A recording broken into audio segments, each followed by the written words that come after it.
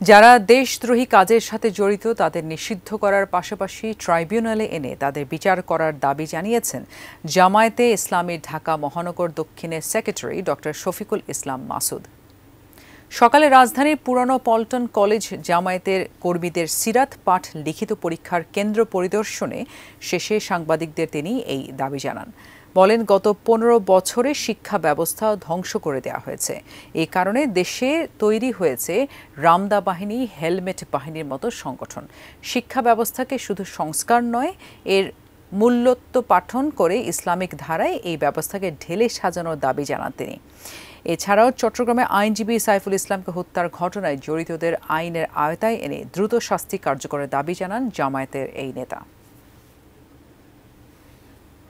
দেশদ্রোহী যারা দেশের জনগণকে কষ্টের মধ্যে যারা ফেলবে, সে যে দলের, যে মতের, যে আদর্শের, যে চিন্তার, যে জাতীয়, যে আন্তর্জাতিক পর্যায়ে হোক, তাকে গ্রেপ্তার করে আইনের আওতা নিয়ে আসে এবং তার সাথে সংশ্লিষ্ট ব্যক্তিরা যদি দেশদ্রোহী কাজে প্রমাণিত হয় তাহলে তাদেরকে নিষিদ্ধ করে তাদের আইনের আওতা নিয়ে আসা উচিত।